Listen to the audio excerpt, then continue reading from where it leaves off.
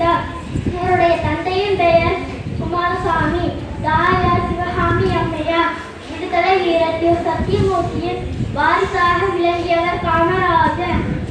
1954 ஆண்டு அனைவரின் பேராதரவுடன் காமராஜர் தமிழ்நாட்டின் முதலமைச்சராக பதவியேற்றார். கட்டாய கல்வி, இலவச கல்வி, இலவச மத்திய உணவு திட்டம் என பல திட்டங்களை உருவாக்கி வைத்தார். 1976 இந்தியாவின் உயரிய குடிமகன் விருதான பாரத் ரத்னா விருது அவருக்கு வழங்கப்பட்டது. நன்றி, வணக்கம். வணக்கம், என் பெயர் விஷ்ணு. நான் 4ஆம் வகுப்பு படிக்கிறேன். நான் காமராஜரை பற்றி கவிதை கூற போகிறேன். அறிவை போக்கிட கல்வியை ஆயுதமாக்கினாய், பசியை ஒழித்திட மதிய உணவை வழங்கினாய், திட்டங்கள் பல வகுத்து தொழில் வளம் உயர்த்தினாய், பற்றாத மேலையாய் மக்களின் நண்பனாய் சிறந்தாய், கருப்பு காந்தியாய் காவிய தலைவனாய் உயர்ந்தாய். நன்றி. அனைவருக்கும் வணக்கம். என் பேர் அக்ஷயசுதன். நான் காமராஜரை பற்றி சில வரிகள் சொல்ல உள்ளேன். காமராஜர் அவர்கள் 1903 ஆண்டு ஜூலை மாதம் 15ஆம் தேதி வெளிநகரில் பிறந்தார்.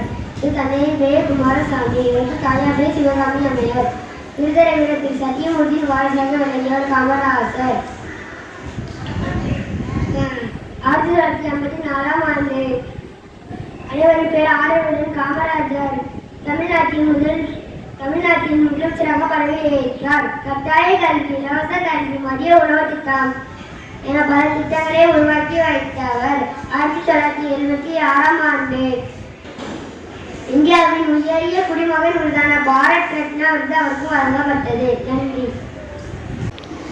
Good morning. My name is Muthu Krishnan. I am studying 4th standard. I am the lover of Kamaraj schemes.